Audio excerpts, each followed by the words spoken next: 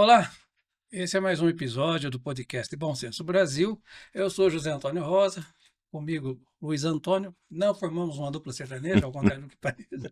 E hoje nós temos a honra, o privilégio, o prazer de estar recebendo como convidado o professor, antropólogo, consultor.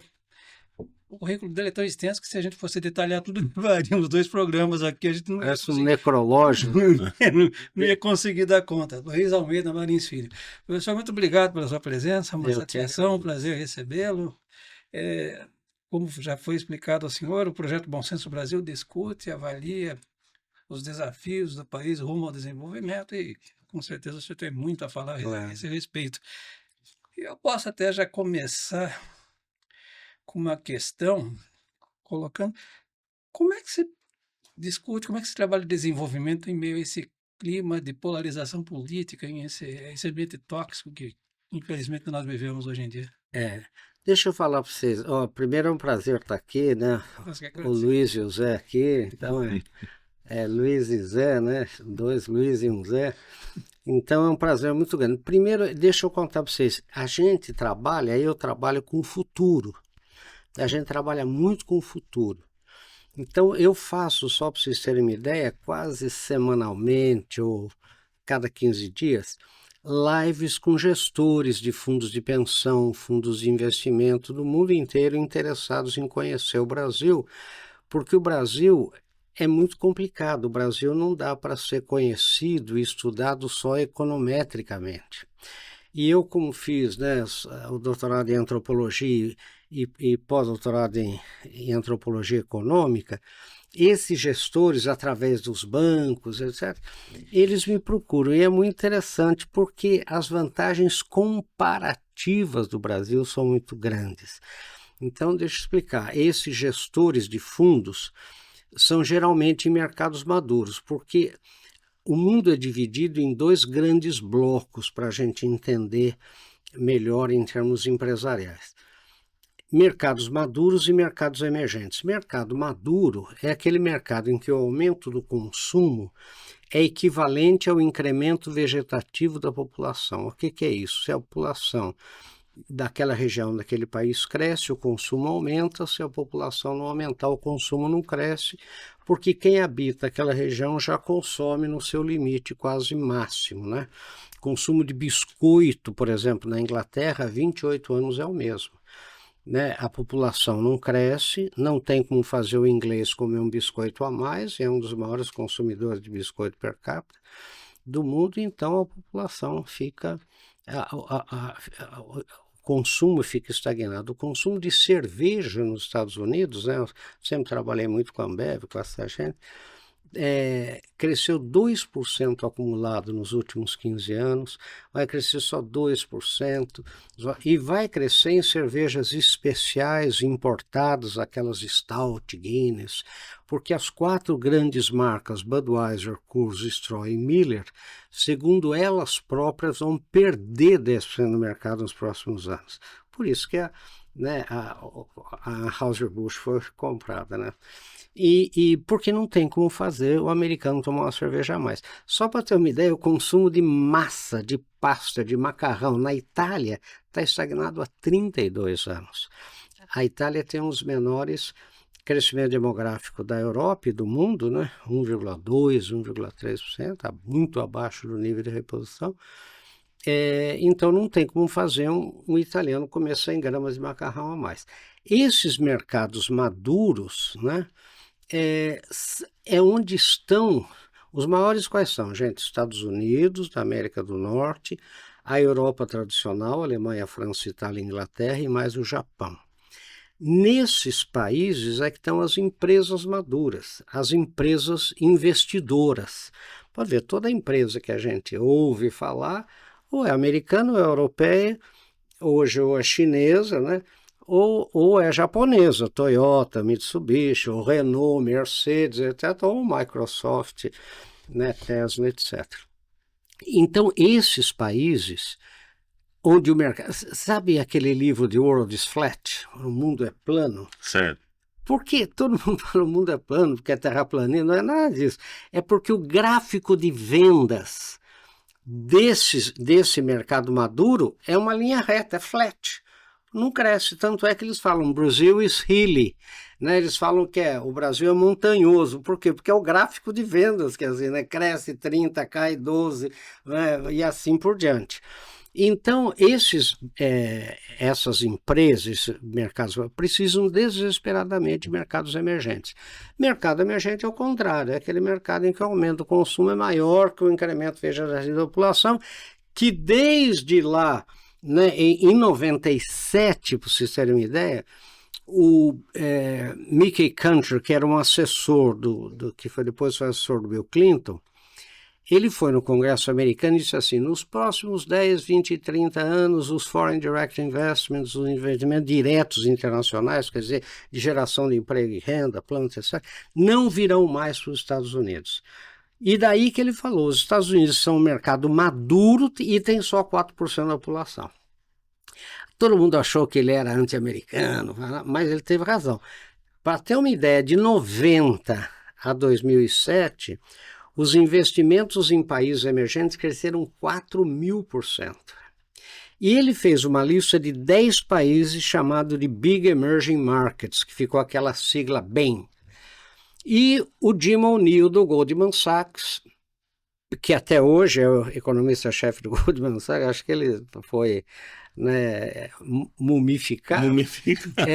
Ele pega a lista dos 10 países do Mickey Cantor em 2001, estuda durante 2 anos e publica em 2003 dizendo os 10 não vão vingar 4. Brasil, Rússia, Índia e China. Daí criaram os BRIC, daí que criou os BRIC. Como o BRIC em inglês também é tijolo, a construção do mundo vai ser feita em cima de Brasil, Rússia, Índia e China. Hoje não se fala mais em Brasil, Rússia, Índia e China. Por quê? Porque a Rússia perde importância, né? 93% da Rússia é petróleo e gás, né? É muito importante a Rússia porque a Europa sempre dependeu do petróleo e gás da Rússia, por isso que a Ucrânia é tão importante, é o hub dos gasodutos, fora o Nord Stream lá que foi bombardeado agora até na crise. A Europa é o hub e é a melhor terra do mundo, né? Terra preta, ainda maior fornecedor de alimentos para a Europa, né? Por isso que a Ucrânia é tão desejada, e a Ucrânia não é pequena, né? É um país grande até, sim, né? Então a Rússia perde importância, né? Esse é o desespero do Putin, né? Porque com a mudança da matriz energética no mundo, não é? 93% da Rússia é petróleo e gás, né? Ela vai perdendo, para ter uma ideia, 43% da energia da matriz elétrica da Alemanha já é fotovoltaica, né, num país de baixa insolação, quer dizer, então você vê que... Né? Então, hoje não se fala mais em Brasil, Rússia, né? E depois pode ver que os BRIC também até... Cresceram. Né, até Sorocaba, o Manga está querendo entrar nos BRICS, né? Daqui a pouco ele vai pleitear a entrada de Sorocaba nos BRICS. Bom, já deve ter pleiteado. Então hoje o que se fala? Não se fala mais de um, se fala em BWITCs. O que é BWITCs? É Brasil, o futuro do consumo vai estar no Brasil, na Índia, na Indonésia, na Turquia e na China. Né? É isso que a gente estuda hoje. Eu viajo o mundo inteiro discutindo exatamente isso. Agora, note que tanto nos BRIC como nos BWITCs, que a gente chama, é BIITC, o único país ocidental é o Brasil. Né? A linha do Ocidente e Oriente vai onde? Né? Eu sou professor, viu, gente? Então, professor, para falar essas coisas, não... porque falar Oriente, Ocidente, onde é que é essa linha? Essa linha é em Viena. Né? Essa linha historicamente é em Viena, porque Viena é a porta do Oriente. Né? É uma coisa histórica só. Então, o único país, vejam que americanos, né, lá os mercados emergentes, europeus e japoneses não conseguem sequer ler o alfabeto, nem da Índia, nem da Indonésia, né, nem da Turquia, né, nem da China. Quer dizer, o único país ocidental é o Brasil. E as vantagens comparativas nossas são muito fortes. Por quê?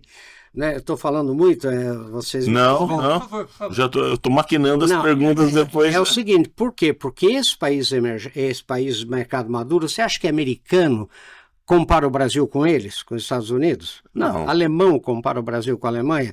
França compara o Brasil? Enfim, com quem o Brasil é comparável ou comparado? Indonésia, Filipinas, Malásia, Mianmar, quando muito México e Argentina.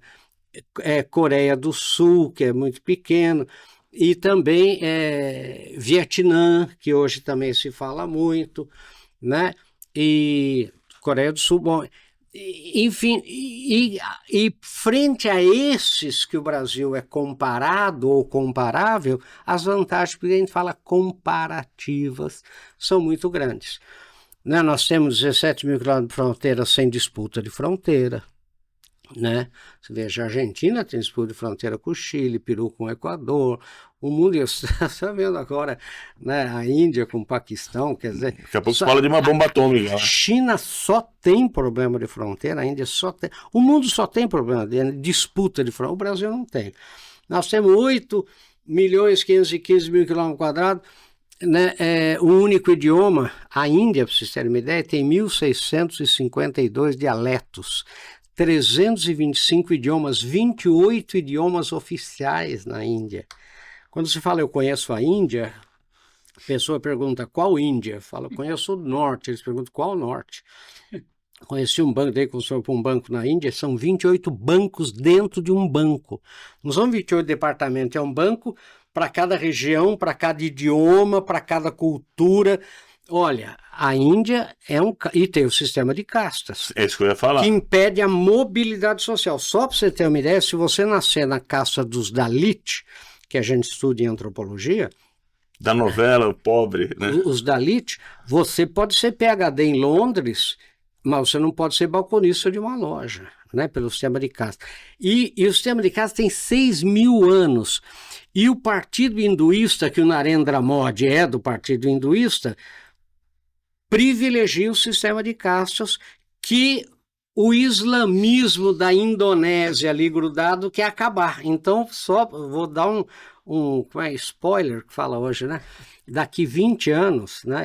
Se Deus quiser, não vou estar aqui mais, nós vamos ter a maior guerra étnico-religiosa do mundo no sul da Índia, entre o fundamentalismo islâmico e o hinduísmo, não é? Então, naquela região toda que eu falei, né, Indonésia, Índia, você não tem mobilidade social, né?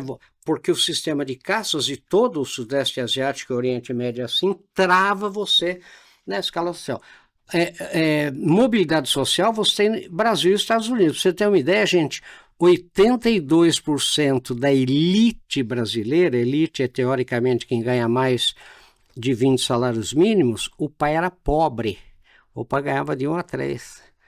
Entendeu? Quer dizer, mobilidade social, você tem só Brasil e Estados Unidos, que o cara veio com a mão à frente, fez América, aquela história, e Brasil.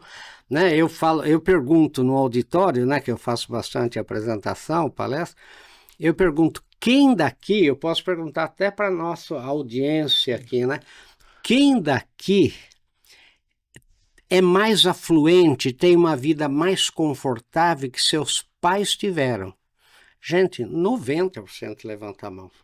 Essa mobilidade social só tem aqui nos Estados Unidos. Então, e a Indonésia, gente? O maior país islâmico do mundo com fundamento. Então é Brasil, Índia, Indonésia, né, Turquia e China. O maior país islâmico do mundo com fundamentalismo islâmico crescente, querendo entrar na Índia, formado por 17.600 ilhas, 500 ilhas em movimento constante de separação, um país quase ingovernável, né, a Indonésia. A Turquia, que é um país esquizofrênico. Por que é esquizofrênico?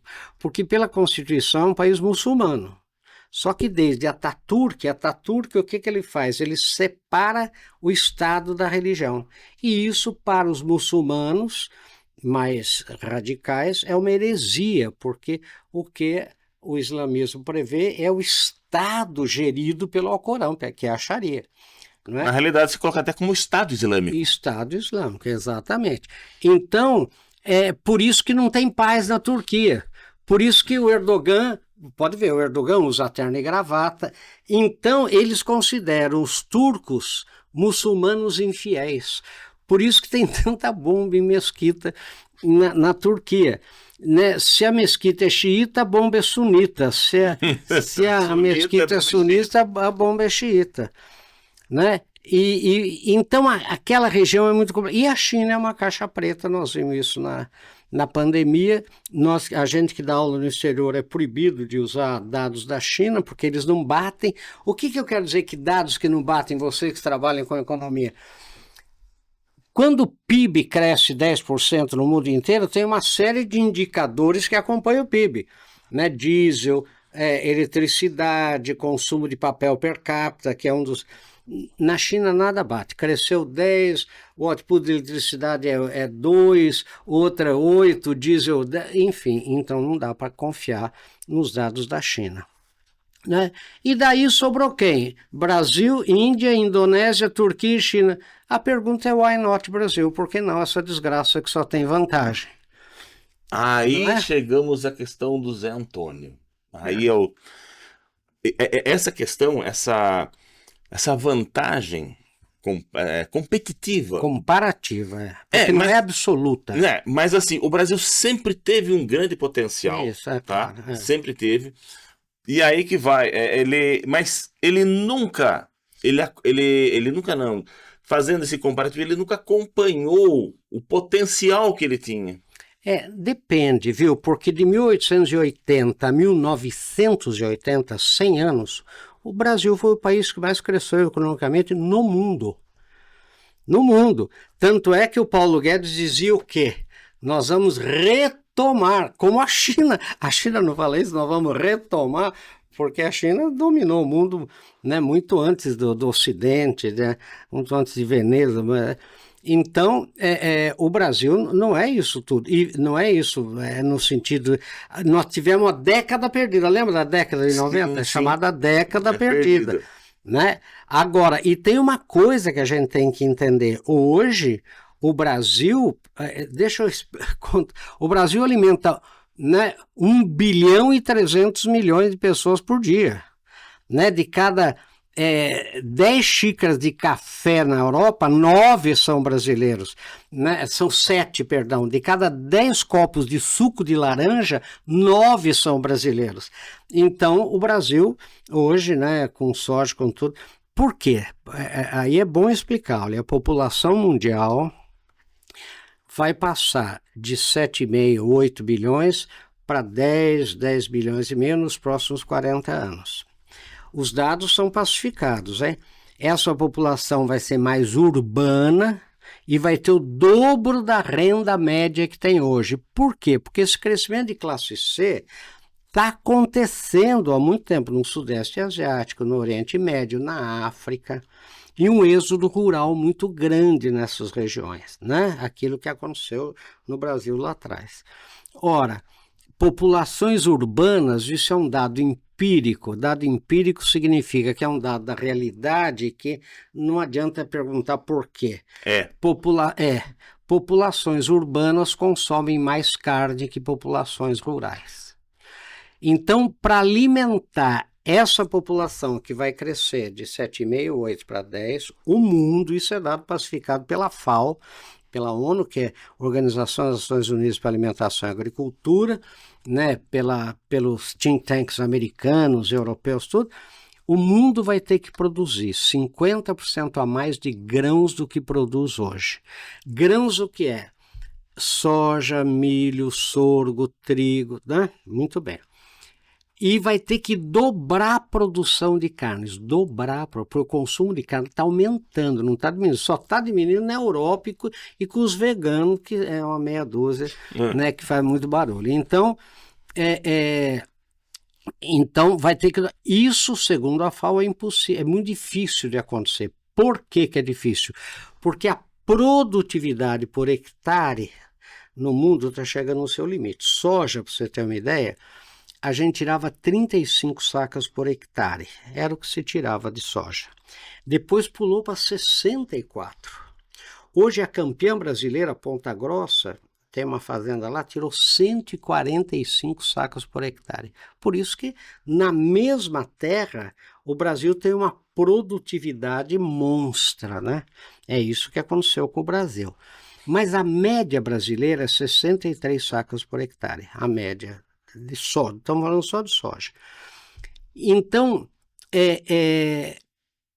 para poder aumentar esse 50% de soja e 100% de carne, vai precisar de mais terra no mundo. E no mundo, onde tem terra, não tem água. O maior problema do mundo é a água. O maior problema da Índia é água. O maior problema da China é água. O maior problema do México é água. Não é? Daí vem o chifre da África, por exemplo, aqueles países do chifre da África, os lençóis freáticos estão caindo uma média de 2% ao ano, abaixo da reposição. Quer dizer, então, se tiver uma outra guerra mundial, vai ser por água, né? Então, o que acontece? Vem a ONU, vem a NASA, estuda o Brasil. O Brasil tem 400 milhões de hectares de terras agriculturáveis, em inglês chama de arable land.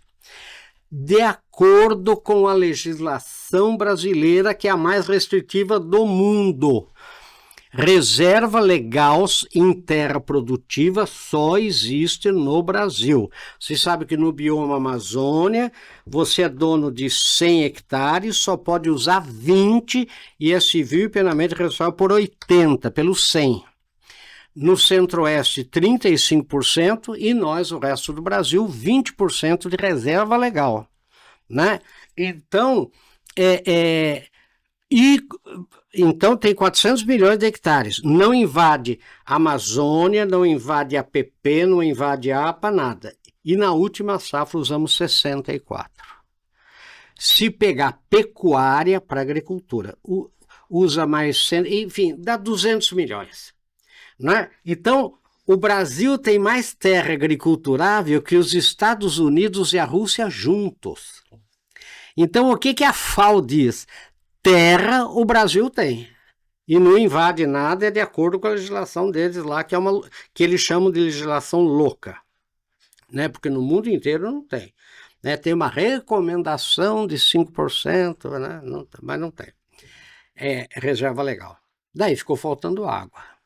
O Brasil tem 8 trilhões de quilômetros cúbicos de água renovável a cada ano.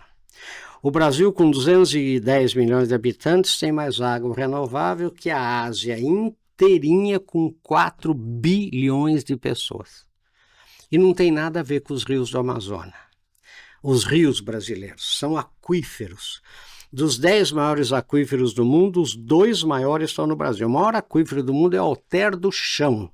Né, tá lá, é onde está mais ou menos a cabeça do seu, um pouco para baixo, né, onde está aí o ombro do seu hominho ali no Brasil, no Pará. Ele pega o Pará, que é o Alter do Chão, um pedacinho do Amapá e um pedacinho do Amazonas, 100% no território brasileiro.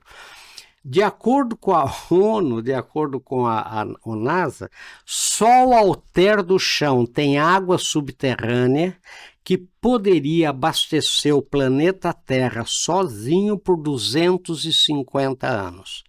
Eu posso mandar esses dados para vocês todos. Né? 250. A gente acredita. Esse é o primeiro. E qual é o segundo do mundo que todo mundo achava que era o primeiro? Era o Guarani, é o Guarani que está embaixo de nós aqui. Que pega, né, desde o Mato Grosso do Sul, sul do Brasil, um pedaço da Argentina, um pedaço do Paraguai e um pedaço do Uruguai. Então, o que eu vi, a FAO, a sede da FAO é em Roma, né? O que eu vi lá no congresso dizendo, Brazil is cursed, I curse you em inglês, significa eu rogo uma praga em você, I curse you, né? Está condenado a ser o produtor de alimento do mundo, queira ou não queira, goste ou não goste, não tem outro país. A nigeriana é presidente lá da Organização Mundial do Comércio, esteve aqui, pediu de joelho. Por causa da guerra da Ucrânia, o Brasil dobra sua produção de alimento nos próximos anos ou o mundo vai passar fome mesmo, disse ela com todas as letras. Entendeu? Então, não tem jeito. Agora, eu, quando era jovem, eu fiz um curso em Singapura com um professor, ele falou assim, você aí, eu era do Brasil, ele está interessado no que eu estava falando lá, falou, é o seguinte, meu querido, vocês têm que produzir alimento, nós aqui é produzir chip, porque não, a gente é um ovo de codorna, ele falou, não é nem um ovo, né? Singapura é uma cidade praticamente. Ele falou, vocês não, porque o mundo pode a tecnologia mudar o chip, mas comer o mundo, e vocês têm, e graças à Embrapa, graças ao Alisson Paulinelli lá atrás, que devia ter ganho, né, o Prêmio Nobel da Paz, e só não ganhou porque o próprio governo brasileiro foi lá e falou mal dele, né, porque alimento é paz, né, então, a grande verdade, graças à Embrapa, porque deixa eu contar uma coisa para vocês, onde essa produção é feita? No Cerrado. Se você pegar, a maioria, né, se você pegar o Google e escrever lá, o Google Translator lá, e colocar Cerrado, para traduzir para o inglês, vai dar savana. Daí você pergunta, o que nasce na savana? Fala, nem lagarto sobrevive na savana. E a gente está produzindo trigo, algodão, né? É um milagre, né? Assim, fora de proporção que o mundo... Eu vi produção de trigo em Roraima. Você fala, não é possível, né? Então o Brasil, essa é uma coisa que a gente tem que entender, quer dizer, não tem saída. Então eu fui lá na Secretaria de Assuntos Estratégicos da Presidência da República, fazer uma palestra sobre as vantagens comparativas do Brasil, e falei, meus queridos, esse negócio da Amazônia não tem nada com nióbio, não tem nada com ouro, não tem nada com diamante, é água, gente, água.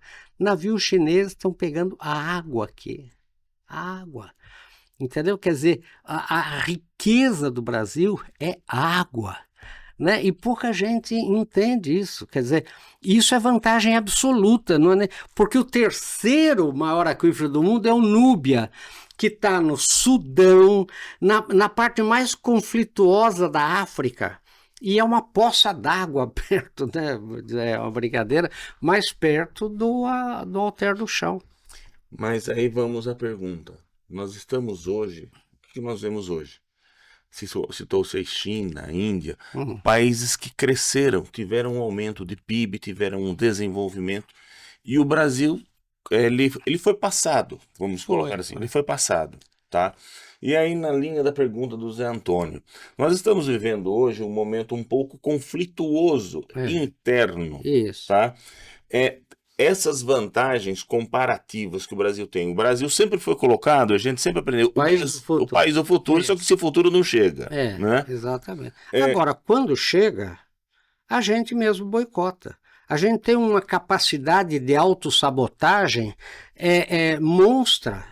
É isso que eu Delfim Neto já dizia isso. Aí que eu quero chegar. Hoje, o que nós precisamos? Nós temos condições... Nós não precisamos mudar um pouco a nossa forma. Você colocou uma coisa extremamente interessante, importante. Existe uma lenda, tá? É uma lenda, uma lenda urbana, vamos colocar assim, que um brasileiro, se eu não me engano, o Osiris, da Embraer, lenda, o que a gente escuta falar, que foi no Prêmio Nobel. Isso, é verdade. É verdade? Osiris Silva. Então, por que o Brasil nunca teve Prêmio Nobel? Porque quando é indicado, o próprio Brasil vai contra. Então... Aconteceu agora com o Alisson Paulinelli, aconteceu agora. O Alisson Paulinelli, a Fundação Nobel achou a coisa mais espetacular, porque os dados do Brasil são assim... de produção de alimentos, o Brasil era importador de alimentos há 30 anos atrás. Quer dizer, são de tal forma que se o Brasil parar de produzir alimento, o mundo colapsa. Né? Veja que a China e Índia têm a mesma população, hoje 1 bilhão e 400 milhões de habitantes. Ainda até passou a China. Então, e qual é o terceiro país mais populoso do Saguá? Nigéria. Daqui a 40 anos, o país mais populoso do mundo vai ser... o terceiro vai ser Índia primeiro, China e Nigéria. O PIB da Nigéria já passou da África do Sul. Aquele negócio de fazer os BRICS, né, de South Africa, de botar... Né, aquilo virou uma palhaçada, né? E ninguém acredita. Aí, então, o que nós precisamos começar a mudar como população, como governo? Eu acho assim, primeiro precisa parar a corrupção, né? Até no judiciário. Né? E hoje, muito grande. Muito grande, exatamente. Quer dizer, há dúvida, por exemplo, eu tive há pouco tempo nos Estados Unidos, há dúvida séria sobre a eleição passada. Né? Quer dizer, há dúvida séria sobre isso. Quer dizer, então, há dúvidas sérias sobre a descondenação do atual presidente. Quer dizer, né? De repente, tudo que estava condenado em todas as instâncias, descondenou por um CEP, né? Não é Curitiba, é Brasília. Quer dizer, então essas coisas todas é que puxam o país para baixo. Quer dizer, um país muito grande, né? Um país continental, quer dizer, nós precisamos ter eleições auditáveis, né? Eleições limpas. Pode até a esquerda ganhar, não tem nenhum problema, mas tem que ser limpo, né? Uma eleição limpa, e tem que ter gente competente, que o Brasil tem de sobra, né? Porque eu que dou consultoria para multinacionais, eles todos falam, quer dizer, um dos maiores talentos nossos são executivos brasileiros, porque, gente, um executivo no Brasil que sobreviva a este país, né, com essa confusão fiscal e tributária que nós temos, etc., sabe o que eles falam no mundo inteiro? Nós mandamos o nosso expatriado, a gente, né, manda um executivo para o Brasil. Se ele sobreviver lá, ele pode ser CEO aqui. Né? Assim foi a 3M, com o Desiré Simone, ficou 11 anos no Brasil, virou presidente mundial da 3M presidente executivo, CEO, e presidente do conselho. Foi a primeira vez que aconteceu isso, né? Então, o Brasil tem isso, quer dizer, o Brasil tem tudo, mas a gente precisa ter... Você vê agora o escândalo da Previdência e assim, e agora a gente não se surpreende mais, a gente está vacinado, vamos dizer, né, para essas surpresas. Então, é possível o Brasil chegar. Por que é possível? Porque durante 100 anos foi o país que mais cresceu economicamente, de 1880 a 1980. Então, é possível o Brasil crescer. O Brasil tem tudo para crescer. Né? E tem áreas, por exemplo, né, como, por exemplo, o setor agropecuário, né, que cresceu, né, independentemente disso. E na verdade, gente, vamos deixar isso bem claro, que a maior vocação do Brasil é essa mesmo. Né? Nós temos terra, luz, né? É isso que precisa, e água em abundância. Essas três coisas é que fazem, né, a grande vantagem, né, do Brasil. O senhor falou do agro, né? Quem não conhece o agro, pelo menos a fundo, né, costuma dizer que o agro realmente é a mola propulsora do desenvolvimento, uma das molas propulsoras, se não a principal até, mas que ele não agrega fator de desenvolvimento no tocante, por exemplo, a geração de emprego. Hoje é tudo automatizado, tudo é mais... Essa crítica... Não, essa crítica é a mais absurda que eu já vi. Sabe por quê? Porque o agro é mais urbano que rural. Sorocaba vive do agro. Ué, professor, o senhor está falando besteira? Onde é a JCB? Onde é a Case, a J-Case? Né? Onde é a Ihara? Onde é a UPL aqui em Salto de Pirapora? Onde é a JBS? Não é JBS, não, aquela de trator inglês, aquela aqui. Não, New Holland é a Case, a JCB. A JCB. Ou seja, e pergunto para você, para quem essas autopeças de Sorocaba fazem peças? Onde estão as fábricas de tratores, caminhões, implementos, adubos, fertilizantes? Estão gerando emprego e renda na cidade. É o que você falou, gera muito mais emprego na cidade do que na zona produtora. A zona produtora gera bastante emprego, viu? Não é também assim que não gera. Mas está muito automatizada. Vê agora a AgriShow lá em Ribeirão Preto, quer dizer, agora esse desenvolvimento científico e tecnológico que a gente está vendo com drones e tudo, onde isso é feito? É feito em Rondonópolis, né? Lá em Primavera do Leste? Não, lá é usado isso, quer dizer, lá é aplicado isso, quer dizer, as indústrias químicas estão onde em centros urbanos, gerando emprego e renda na cidade. Se o agro parar, Sorocaba para. Mas as indústrias no Brasil, elas deram a capacidade industrial no Brasil, nos últimos anos, ele deu um recrudescimento. Nós temos aí uma das grandes críticas quando a gente faz aquela comparação não, que a gente faz a análise do que Brasil e China, nós tivemos aí muitas indústrias fechando e importando. Claro. O produto chinês. E produtos, por exemplo, vou colocar um exemplo. Pandemia. Máscara. Exatamente. Por que o Trump está fazendo esse tarifaço? Aconteceu a mesma coisa nos Estados Unidos. Isso. Gente, a Rússia, a China, eu dou aula sobre isso, né? Há anos eu falo isso. A China estava criando no mundo, o projeto da China é criar um drama ético, um problema ético no mundo.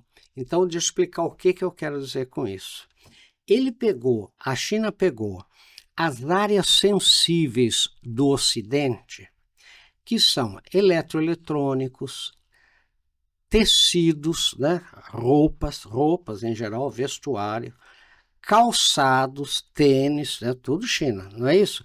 E eletroeletrônico tem telefone, até, e fez na China um dumping, ou seja, nós produzimos aqui de tal maneira barato que não compensa nenhum país do mundo produzir. Né? A cueca que eu uso é made in Paquistão, made in Malásia, né? A meia é chinesa, não é isso? É isso. Né? Enfim. Mas por que era tão barato? Porque não tem nenhum benefício trabalhista para o trabalhador chinês. É uma escravidão mesmo, quer dizer, o sujeito não tem férias, o sujeito não tem previdência, não tinha, né? Não tinha previdência, não tinha nada, trabalhava, né? Não tinha... Como é que é a previdência hoje? Colocaram previdência na China? Uma coisa assim, bem incipiente, né? É muito incipiente e muito privatizada para cada empresa. Bom, agora, então o que acontece?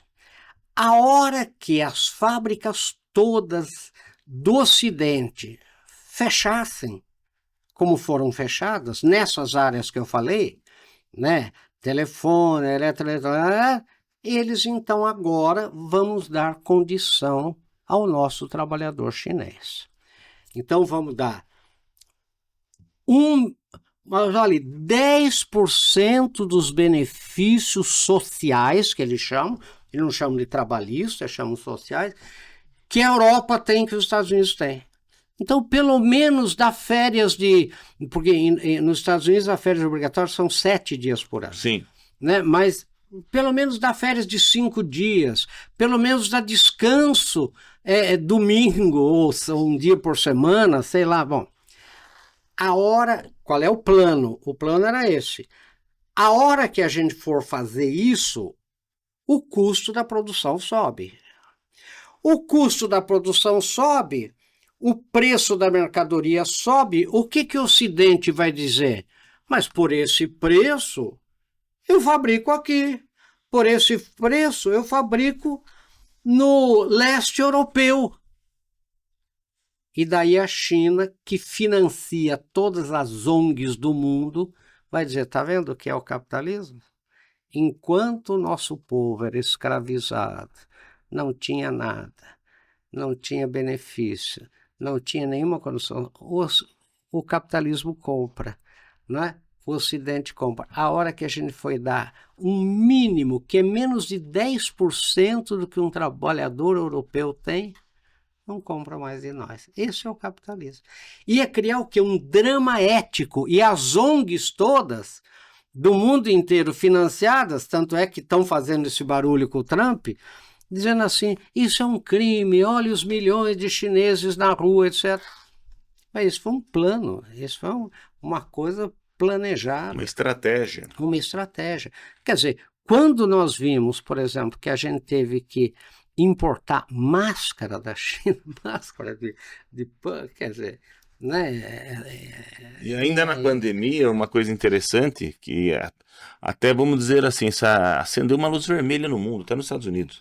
Porque no tempo durante a pandemia tinha aquela questão do respirador. Isso. E aí se viu que todos os respiradores estavam sendo produzidos na China. Na China. E aí começou uma briga por respirador. Teve carga da China que ia passar pelos Estados Unidos, mas vinha para o Brasil e prenderam a carga lá. E o respirador não tem uma tecnologia de ponta, é uma coisa mecânica. E aí que o mundo falou, nossa, mas até coisas mecânicas nós perdemos. Se você pegar um mapa do ano 2000 e 2020, isso tem na internet. É um mapa mundi que tem dizendo assim, países pintados em azul, tem azul e vermelho. Países pintados em azul que tinham como maior mercado os Estados Unidos. Isso em 2000. A maioria era azul. 2020, países que têm o maior mercado com a China. É tudo vermelho. A China tirou quase todo o mercado americano. Entendeu? Quer dizer, então... agora eu pergunto para você, o capitalismo, o empresário, para que eu vou produzir aqui? Olha, eu vou contar uma coisa. Eu estava num congresso Brasil-China e um brasileiro levantou, um empresário brasileiro, com uma garrafa PET na mão e falou para o embaixador chinês que estava lá terminando a palestra dele. Existe o Conselho Empresarial Brasil-China, né? Que eu faço parte. Então, ele falou, esta garrafa PET eu fabrico. Eu fiquei 10 anos na China. Só a matéria-prima, sem mão de obra, sem nada. Só a matéria-prima na China para eu fabricar esta garrafa é mais caro do que esta garrafa chega no Brasil. O senhor podia me explicar esse milagre?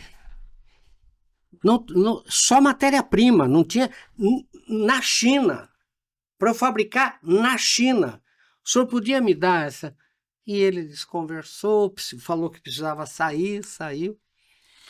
Quer dizer, dumping, isso é o famoso dumping descarado. Descarado. Para quê? Para acabar com a indústria do Ocidente. Só que, de repente, apareceu um louco, que é o Donald Trump, né? E falou, vamos acabar com isso, né? Vamos mudar essa regra desse jogo e com esse tarifaço aí, vamos ver o que vai dar. Está muito cedo para a gente, né, avaliar, mas você vê que está machucando pesadamente a China, né? E assim como outros países. Agora, deixa eu contar uma particularidade. Eu morava nos Estados Unidos em 88, 89, 90, bom. Em mais ou menos 89, 90, eu fiz um curso na New York University de negociação, um curso longo de negociação. Qual foi o estudo de caso que a gente fez? Um homem chamado Donald Trump, como negociador. Quer dizer, qual é a característica de negociação do Donald Trump? Ele chuta a porta, apavora o contendor, né? Ele chuta a porta. Daí ele estuda a reação do contendor, do cara que ele está negociando. E daí ele começa a negociar, né? Então pode ver que foi o que ele fez. Agora você vê, tem mais de 70 países, 80 países, já sentando para negociar com ele. E ele negocia um por um. Ele negocia, não, vamos fazer isso. Você veja, a União Europeia, a mulher lá da União Europeia, propondo tarifa zero. Propondo claramente, publicamente, uma tarifa zero. Vamos sentar, nós topamos fazer uma tarifa zero. Né? Então, e aí que é que vai ser?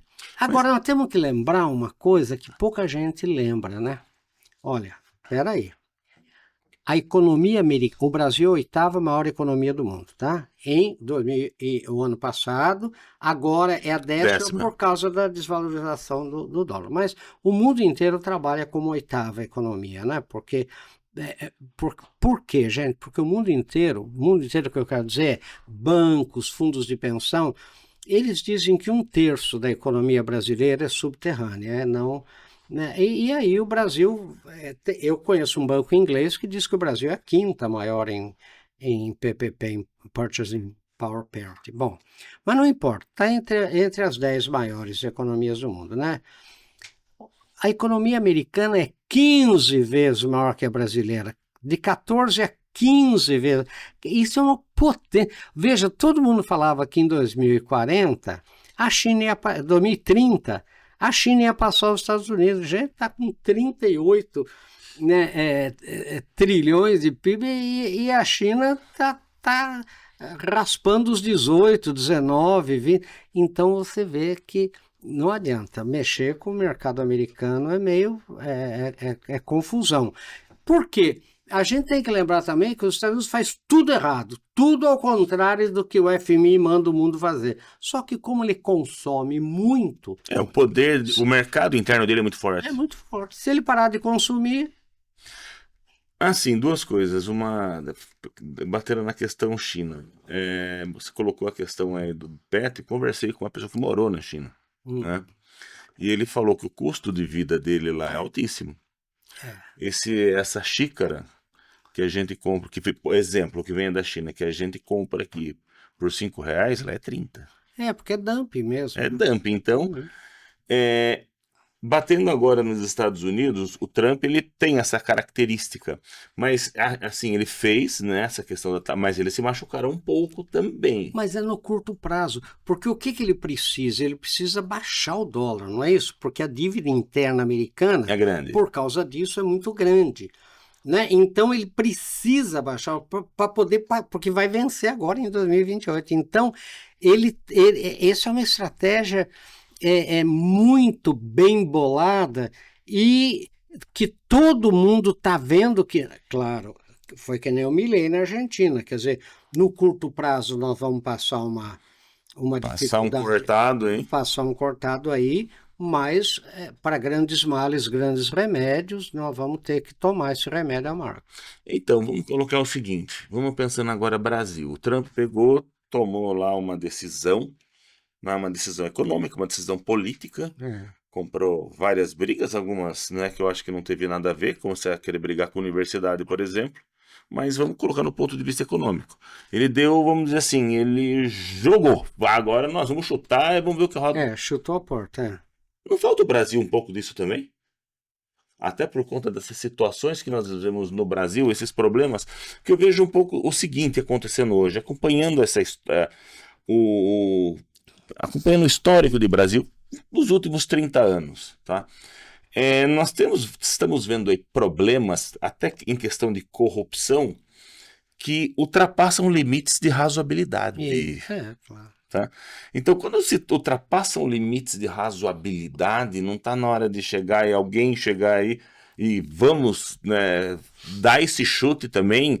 Vamos ver, eu acho que é o seguinte, eu falando com o fundo de pensão inglês, sabe que o inglês é muito fleumático, né, muito calmo, eu falei, vocês não ficam preocupados com esse problema do déficit fiscal brasileiro crescendo exponencialmente, esse ativismo judicial com Alexandre de Moraes e tudo, o mundo inteiro comentando, ele com aquele jeito inglês, porque deixa eu contar como é que eles fazem primeiro.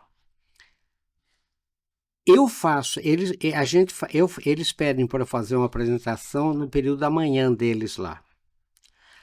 e daí querem voltar a falar comigo no final da tarde. Por quê? Porque durante o dia os desgraçados vão pegar tudo que eu falei para ver se é verdade. Né? É claro, esse cara tá falando um monte de asneira aí. Deixa eu ver se daí de tarde reúne de novo. E eu então fiz essa pergunta na reunião da tarde para esse fundo inglês. E ele falou assim, meu querido professor, as pessoas morrem. E eu fiquei quieto. Ele falou, as pessoas morrem.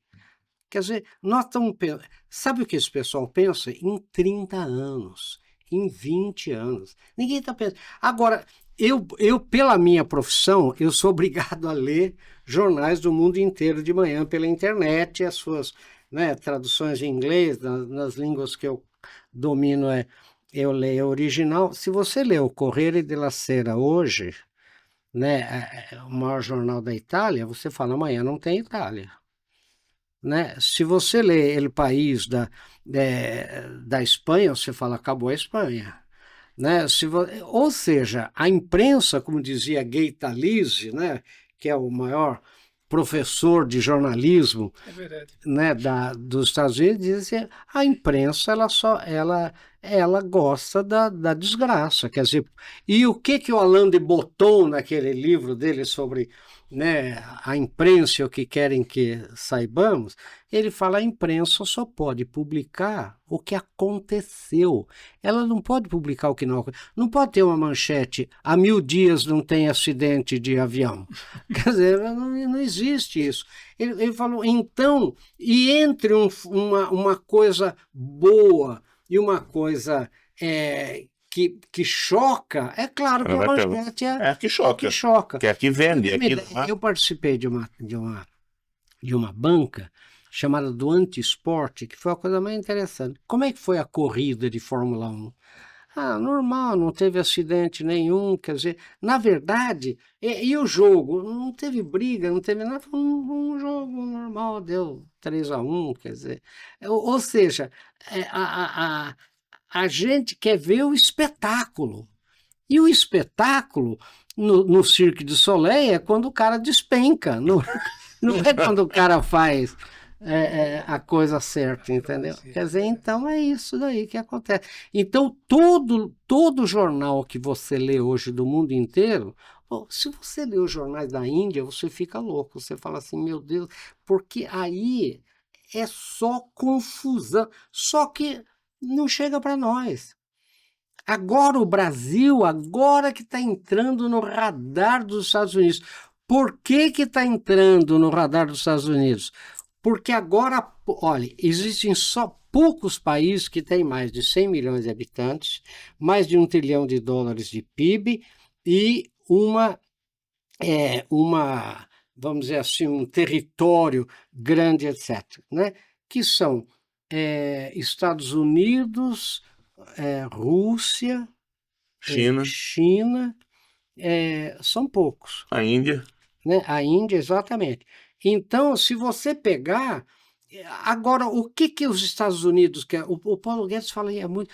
A nova política é do nearshore, ou seja, eu preciso de bons parceiros mais próximos de mim. Né? Não adianta, veja o que acontece, não adianta eu ter um parceiro na Rússia, na China, do outro lado do mundo.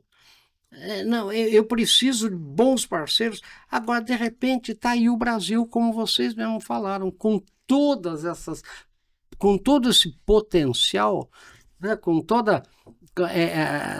agora, como a gente fala em filosofia, né, o duro é transformar a potência em ato, né? Transformar todo esse potencial em... Agora, quando estava indo...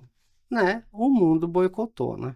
Por que estava indo? Independente de qualquer coloração política, etc. Mas o Paulo Guedes estava fazendo uma gestão econômica com o Sachida, que é um cara bom, o presidente do Banco Central, que ganhou o prêmio internacional de melhor presidente do Banco Central, né, do mundo 4 vezes, né? O Neto lá, então, estava indo, de repente, e com uma pandemia, meio. Quer dizer, de repente, o mundo vê um risco no Brasil. Porque, gente, não interessa para o mundo também que o Brasil vire um país de primeiro mundo. Vamos ser bem sinceros. Não, interessa para quem? Interessa para a América Latina? Veja bem, o PIB, 43% do PIB da América Latina, incluindo o México, é o Brasil. Você lembra da história do NAFTA? Sim. Que era aquele... a ALCA, lembra da ALCA? Por que a ALCA não saiu? Porque o Brasil não entrou. O que o Nixon dizia? Para onde o Brasil pender, pende a América Latina. E é verdade. E nós não estamos, por conta desses problemas aí, com possibilidade de perder esse protagonismo? Não acredito. Deixa eu falar uma coisa para você. O PIB nominal, vou falar de PIB nominal, da cidade de São Paulo é maior que o Chile. Isso eu sei.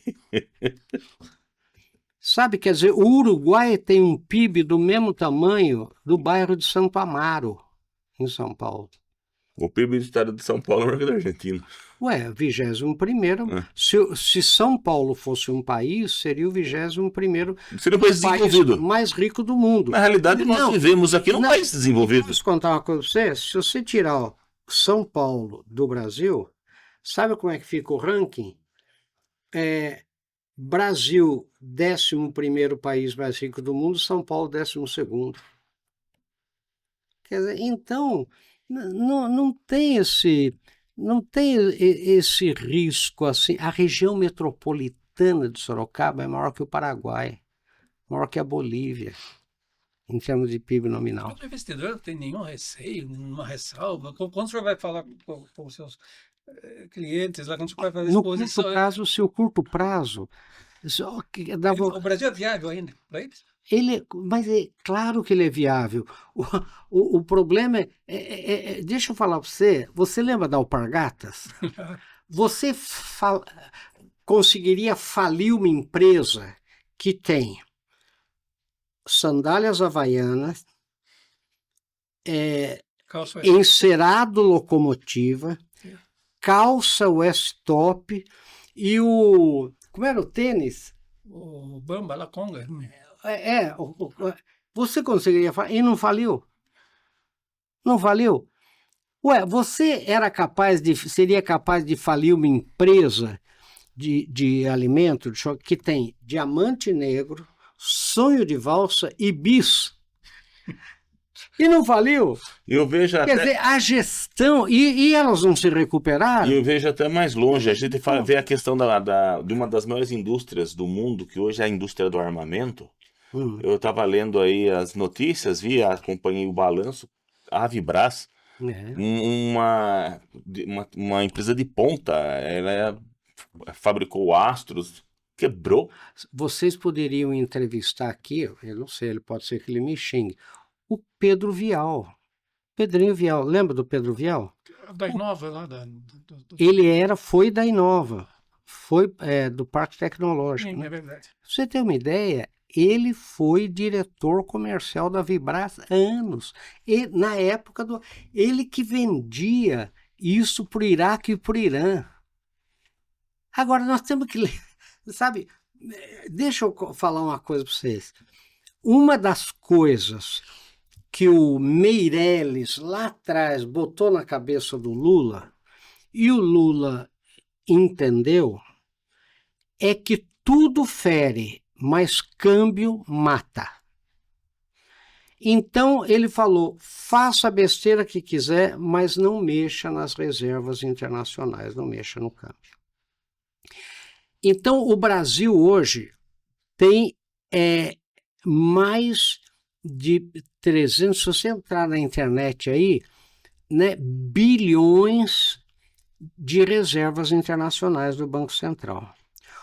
Só as reservas do Banco Central do Brasil, só as reservas, 380, 360 bilhões de dólares, compram todos os ativos da Argentina, é maior que o PIB de Portugal, Entendeu? Quer dizer, isso é só o que nós temos no Banco Central. Só o que o Brasil tem de reserva. Está entre as 10 maiores reservas internacionais do mundo. Só a reserva que nós temos é maior que o PIB do Irã. E vamos deixar bem claro, já que vocês gostam, né, o bom senso aí do Brasil, deixa eu falar uma coisa para vocês. Por que não tem paz naquela região toda, né, Irã, Iraque? Por que não tem paz? Né, porque aquela região é islamizada, não é isso? Sim. Muito bem. Existem duas grandes vertentes no Islã, que é o sunita E xiita. e o xiita. O que é Sunni? Sunni é tradição. E xiita, a Shia é a lei, é o Alcorão. Então, os xiitas, eles são firmes no livro, no Alcorão.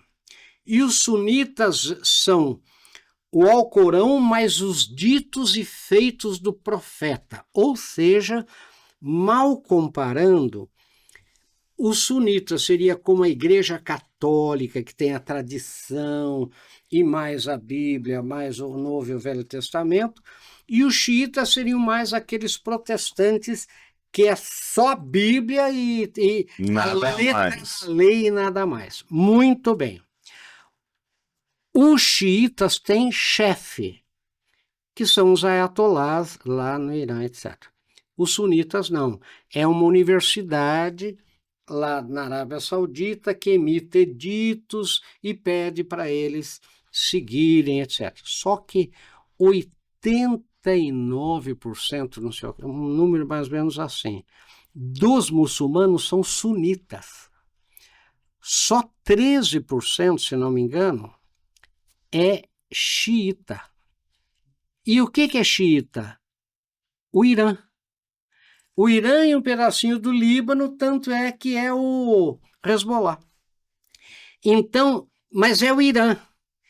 E uma coisa que quase ninguém lembra ou sabe é que Irã não é árabe. Irã não tem nada a ver com árabe. Irã é persa. Irã é persa. Então aquilo, além do problema muçulmano, entre xiitas e sunitas, tem mais essa. Né? É mais fácil os árabes fazerem acordo com Israel do que com o Irã. Então, veja, por causa então, e na realidade, o grande problema de Israel não são os xiitas, né? São os sunitas. Israel ele está se criando uma situação com o Irã, mas ele não é um inimigo do Irã, está se criando agora. Não, aí é mesmo, porque é mais fácil você fazer acordos com os sunitas do que com o Irã, ou Israel, entendeu? Quer dizer, aí o grande inimigo é o... Porque deixa eu falar para você, que nem a gente fala de jihad, né? A Guerra Santa. Tem 3 guerras santas. A primeira Guerra Santa do islamismo, porque deixa eu contar para você, porque a minha tese de doutorado tinha papers, né, na Austrália que eu fiz. Um dos papers principais foi a influência do islamismo na política e sociedade da Indonésia, porque o meu orientador era do Ceilão, que hoje chama Sri Lanka, e é uma região que estava sendo islamizada ali na Indonésia, e ele falou para mim, estude o islamismo na Indonésia, porque isso em 1972, porque os partidos islâmicos estão começando na Indonésia, e você vai ver a velocidade que... Hoje é o maior país islâmico do mundo, com fundamentalismo crescendo. Então, graças a Deus, ele me fez estudar. Então, tem 3 jihads. A primeira jihad é muito parecida com o cristianismo. É uma guerra contra os meus defeitos. É uma jihad interna. É uma guerra santa contra os meus defeitos. A segunda jihad é contra o Ocidente, contra os não... eles chamam o grande Satã, Estados Unidos, etc. Infiéis. A terceira jihad, que é a principal, é contra os muçulmanos infiéis. Isso. Entendeu? Por quê? Porque quando o profeta morre, tem uma disputa saber quem ia suceder. Por isso que tem sunita e xiita. Né? Se eram os de sangue, que era aquele sobrinho dele, aquela coisa toda, com a Fátima, aquela coisa, né? Que foi dar o quê? Os xiitas, ou os apóstolos, por isso que é muito parecido com a religião, ou aqueles que eram os divulgadores da palavra. Os divulgadores da palavra, que criou os sunitas. Entendeu? Então, aí a coisa é complicada. Então, por isso que não tem paz. Então, nessa confusão toda, agora eu faço parte do conselho. Deixa eu dizer, conselho liberal. Deixa eu dizer para você, a gente acha que essas empresas é tudo muito chique, muito... Gente, é que nem a casa da gente. É o seguinte, vamos abrir, nós temos que abrir uma... Aqui nos Estados Unidos não dá mais, porque não tem mercado, o mercado está... Na Europa também não. Nós temos que abrir uma planta. Onde nós vamos abrir uma fábrica nova? Na Indonésia. Muito bem. Quem nós vamos mandar lá? Vamos mandar o Zé Antônio. Não, obrigado. Quem assina que vai mandar o Zé Antônio? O Zé Antônio tem esposa, filhos. E aquele país, uma confusão. Você assina aí que você vai mandar. E daí, mas e se ele quiser ir? Mesmo ele querendo ir, vamos, Zé Antônio, você topa ir lá? Quer dizer, nós pagamos para você uma barbaridade, você vai lá montar a empresa nossa, quer dizer, tem 500 mil dialetos, quer dizer, entendeu? Quer dizer, na hora de assinar uma coisa, na verdade, é quem vai tomar essa responsabilidade? Então, e assim por diante. Vai para Malásia, vai para Myanmar, que no meu tempo era Birmania. Burma, né? Então, agora, de repente fala assim, e para o Brasil? Pô, é só não ir na favela do Rio, Pronto. não subir na favela que, Tudo fica bem. sabe, é mais tranquilo. Que nós entendemos o sistema bancário, entendemos a Bolsa de Valores, entendemos... Quer dizer, então, esses países do Sudeste Asiático, dependendo daquilo que você fizer, uma coisa que para você é normal, para eles é crime. Então você corre riscos, até por conta de comportamento que para você é uma normalidade. Então é uma situação assim bem... Por isso que os Estados Unidos têm um interesse no Brasil estratégico muito grande. O que? Tu não fala, mas professor, por que nunca deu bola para nós? Porque era uma reserva. Sabe, deixa ele quieto, deixa ele lá brigando, é um país latino-americano, deixa lá uma república de banana, deixa eles brigando lá. Agora, eu pergunto para você, quantos anos está a General Motors? O Brasil é um país de capitalismo multinacional, transnacional ou não? Você veja, nós não temos um carro brasileiro, né? Nós não temos uma geladeira brasileira, né? Um refrigerador brasileiro, Electrolux, tudo alemão, Whirlpool, né? Quer dizer, ou seja, o Brasil é inteirinho multinacional, né? E tem uma coisa, dá tempo de falar essas coisas? Dá sim. Ó, deixa eu só contar uma coisa. Qual é a maior vantagem do ponto de vista antropológico? Vantagem comparativa do Brasil é o ius soli. O que é ius soli? O mundo inteiro trabalha com ius sanguíneo, que é você, essa moça aqui, para ter uma cidadania italiana, ela tem que provar que tem sangue italiano, que tem um pai, um avô, sei lá, né? Português vai até avô, agora estamos querendo cancelar da Itália os avós. Muito bem. Então é o ius sanguíneo, é pelo sangue, você é definido pelo sangue. Na Austrália, quando eu estudava, falavam assim, você o que é? Porque lá trabalha que nem cavalo de corrida, meio sangue, puro sangue, um terço de sangue, um quarto de sangue, é coisa mais louca em inglês fazer isso. Eu falava, não, eu sou brasileiro. Não, tudo bem. Seu pai o que é? Eu falei, brasileiro. Sua mãe, brasileiro. Seu avô? Eu falei, português. Ou espanhol, não sei direito, o Marinho se é português ou espanhol. E do outro lado, eu falei português. Então você é europeu, né? Você é português europeu. Porque brasileiro para eles não existe. Porque nem o índio brasileiro, que é malaio polinésio, veio pelo Estreito de Bering, é brasileiro. Então é pelo sangue. O mundo trabalha pelo sangue. 1822, independência do Brasil. Existia brasileiro, só Leopoldina que falava brasileiro. né? Não existia brasileiro. Existiam portugueses residentes aqui e outros europeus residentes aqui. O que Dom Pedro falou? A partir de hoje, quem está aqui é brasileiro, quem está aqui é brasileiro, quem nasceu aqui é brasileiro. Muito bem, mais ou menos isso, né? Para simplificar a história. Então criou o ius soli, quer dizer, o Brasil tem o direito do solo. Então é por isso que nunca teve no Brasil nenhum problema, nenhuma multinacional. É o único país que McDonald's não tem problema, que Coca-Cola não tem problema, que essa luz que nos alumia aqui nesse estúdio é chinesa. A CPFL é chinesa. Agora, mas está onde? Está em Campinas. Inclusive a própria lâmpada é chinesa. A própria lâmpada. Mas me diga uma coisa, mas a CPFL é chinesa. Então, assim, mas onde é a sede? Em Campinas. Então é brasileira. Deixa eu falar uma coisa para vocês que estão me ouvindo. No mundo inteiro, um carro Volkswagen Gol fabricado é um carro alemão. É um carro alemão. Se você pegar o relatório da Volkswagen Werk na Alemanha, vai dizer, nós temos no mundo inteiro, exportamos no mundo inteiro, a partir da nossa plataforma no Brasil, exportamos. Para eles, um Renault é um carro... No mundo inteiro, um Renault é um carro francês. Não interessa onde ele é fabricado. Não é verdade? Um Fiat é um carro italiano. Não. Por quê? Porque é o ius sanguine que o mundo trabalha. Eu perguntei para um americano, esse Toyota Camry, fabricado pela Leume na Califórnia, e a Leume é uma joint venture com a General Motors, que é americana. É um carro americano ou um carro japonês? Todos que eu perguntei riam de mim. Japonês. Falava, Toyota. É japonês, é Toyota.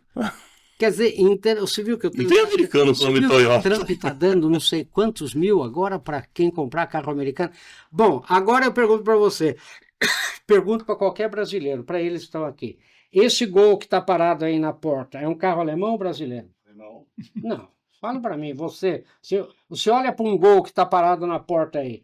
É aqui do Brasil, né? É carro brasileiro.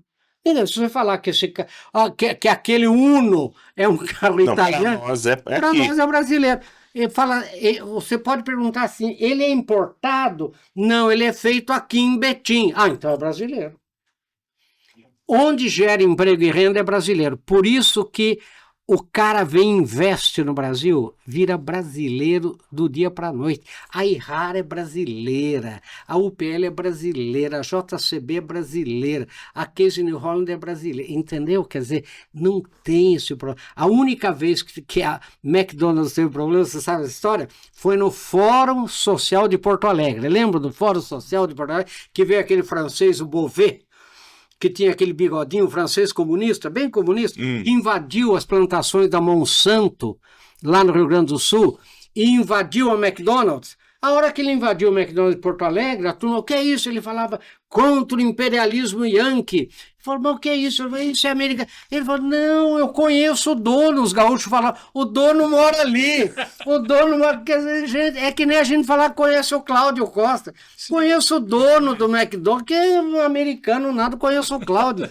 Gente, esse é o Brasil. Agora eu pergunto para vocês, tem paraíso melhor para uma multinacional do que essa? Você entendeu? Quer dizer, você nunca é estrangeiro. E outra coisa, como? Olha aí, coisa de professor, veja. Como?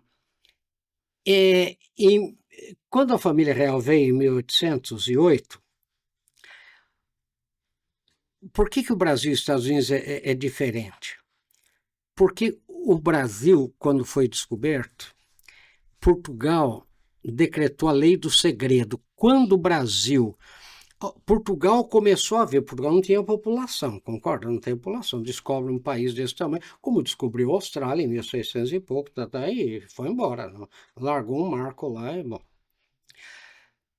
Como não tinha população, quando o Brasil começa a descobrir, Portugal começa a descobrir as riquezas do Brasil, minério de ferro em Ipanema, para 1500 e pouco, Afonso Sardinha, o velho, né? Começa a descobrir, as riquezas do Brasil, ouro, etc., decreta a lei do segredo. O que é a lei do segredo? Proibiu escola, proibiu imprensa, a primeira máquina de imprimir, você que trabalha na imprensa, É verdade. foi trazida em 1808, com a família real. O Correio Brasiliense era impresso em Londres, né?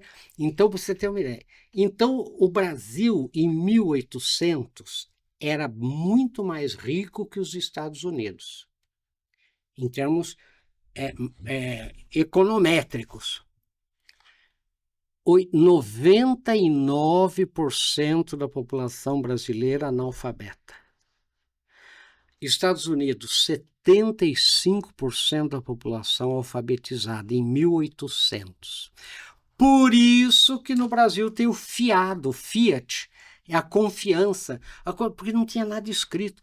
Por isso que a libertação dos escravos do Brasil foi tão difícil, porque você, Luiz, me emprestava um dinheiro, não tinha nada escrito, não tinha só analfabeto, não tinha nada escrito. A garantia do meu empréstimo para você era o meu escravo. E ele falava, ele dizia, eu sou a garantia. Se eu não pagasse, ele ia para você. O que aconteceu com a libertação dos escravos?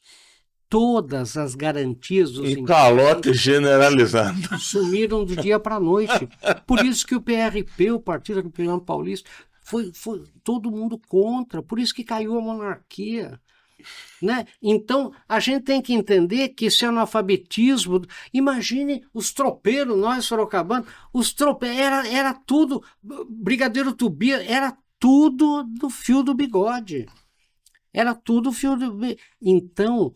Esse analfabetismo brasileiro é que moldou o jeitinho. Nós somos muito mais tupi do que europeu. Esse jeitinho brasileiro é tupi.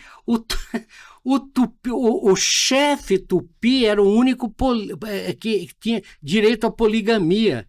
Ele era o único que escolhia mulheres na própria tribo, que era o cacique, que a gente chama, porque para ele trocar as mulheres com os inimigos. Tanto é que quando foi a expulsão dos franceses, o Padre Anchieta se fez refém em Peruíbe com os Tamoio, ele mesmo se fez. Por quê? Porque a maioria dos franceses era casado com índio Tamoio. Por que você troca mulheres como as monarquias europeias, Romeu e Julieta? Porque daí, ela estando lá no meu inimigo, eu não posso fazer guerra, eu vou matar o meu sangue. Então, por isso que a mulher sempre foi um objeto de troca na antropologia, nas tribos, isso é muito comum. Né? Então, note que o Brasil, esse jeito tupi brasileiro, de negociação, do jeitinho brasileiro, e outra coisa, sem nada escrito, então tudo na oralidade, tudo no jeito, isso é tupi. Entendeu? Quer dizer, e a gente não entende isso. Essa é outra vantagem comparativa do Brasil. Bom, depois dessa aula toda, dessa exposição, a gente costuma encerrar, professor, fazendo o que o Luiz aqui chama de pergunta do milhão, mas o senhor já respondeu ao longo da exposição aí, que é o que se pode fazer. Quais seriam esses passos agora da situação que o Brasil está para a gente chegar a um dia e falar assim, nós somos um país desenvolvido? Eu acredito o seguinte, as redes sociais são um milagre. A internet é um milagre. Tanto é que a primeira coisa que todo governo totalitário quer acabar com a rede social. É um milagre, porque oralizou, retribalizou o mundo, concorda? Nós viramos uma tribo. Você tira uma fotografia, eu já posto para não ser... Quer dizer, nós vivemos numa aldeia. Aquilo que o McLuhan falava em 1960, aldeia global, fiz um curso com ele no Canadá. Né? A gente, hoje, né, é a aldeia global. Então, a consciência... Veja, por exemplo, o número de visualizações dos vídeos do Nicolas. Né? Você viu? Agora está 300, não sei o que, 1000, né? 300... Então, a internet vai conscientizar melhor o brasileiro de que voto tem consequência. Eu não acredito que possa haver, numa próxima eleição, fraude. Não posso acreditar que a gente passe por mais uma dúvida. Eu não estou dizendo que houve fraude, que não houve. Não pode mais ter essa dúvida. Né? No mundo inteiro, você tem que ter um voto auditável, pelo menos. Bom, então eu acho que essa é a saída. Porque melhor que democracia não tem. É ruim com ela, pior sem ela. Então, o povo tem que aprender a votar, né? Tem que ver que voto tem consequência. E esse mundo vai fechando para as pessoas acostumadas com malfeitos. Eu acho que a saída é essa, não tem outra saída. E outra coisa que a gente tem que ter é uma visão diacrônica e não sincrônica. O que eu quero dizer? Sincrônica é aquela coisa da melancia que você faz aquele talo, que você pega aqui no momento. Dia em grego é através de, cronos é tempo, através. Nós temos que ter uma visão de 10 anos, 15 anos, 20 anos. E aí. Isso tem um projeto de longo prazo. Uma viagem de longo prazo. E olha, gente, é difícil. Olha que eu conheço o mundo inteiro, né? Você não acha um país para viver que nem esse. Posso contar uma coisa bem simples? Por que essas multinacionais têm problema de mandar os seus funcionários para o Brasil? Diretores de multinacionais deles vir para o Brasil, porque não querem voltar. A maioria ainda casa com uma brasileira, né? Acha um rabo de saia aqui e fica, mas não volta. O cara sai da empresa e não volta. Quer dizer, é para quem não conhece. Então eu dou risada de ver essa gente querendo ir embora daqui. Vai embora daqui para onde? Vai embora para Portugal, pelo amor de Deus. Né? Vai embora para onde? Para a Croácia? Vai embora para... Então, tem que... Mas o Brasil tem saída. E não está longe. Não está longe. Que bom. Bom, esse foi mais um episódio do podcast Bom Senso Brasil. A gente queria muito agradecer ao professor Marins, não apenas pelo comparecimento, mas pelo brilhantismo da exposição. O que não é novidade, que quem o conhece já o acompanha sabe disso. Eu me lembro por uma coincidência, estar no Palácio das Convenções da Anhembi faz alguns anos, estava tendo um congresso de corretores de seguro, e eu soube que estava tendo uma palestra lá, o senhor estava falando com uma plateia, eu não sei exatamente a capacidade do auditório do centro de convenções, mas eu nunca tinha visto numa palestra o palestrante ser aplaudido em cena aberta. Ele falava 2 minutos e todo mundo levantava e eu aplaudi, era uma coisa entusiasmante e gratificante para a gente, um orgulho, né, uma referência. Eu queria muito agradecer a presença do professor Marins e convidá-los aí a continuar nos acompanhando. E uma mensagem aí para as pessoas. Nós estamos aqui com uma pessoa, uma sumidade. Posso colocar como uma sumidade. Eu sou o último que fala e o primeiro que apanha. Mas tem um grande conhecimento. Isso é um fato. Tá? E acredita no Brasil. Precisamos acreditar mais no nosso país. É verdade. E fazer esse país acontecer. Que tem muita gente ainda que torce para o jacaré. No filme do Tarzan, torce pelo jacaré, é isso. E não acredita no país. Se a gente acreditar, se nós fizermos alguma coisa, fizermos a nossa parte, a gente consegue chegar lá. Sem dúvida. Muito obrigado, pessoal. Obrigado. Até a próxima.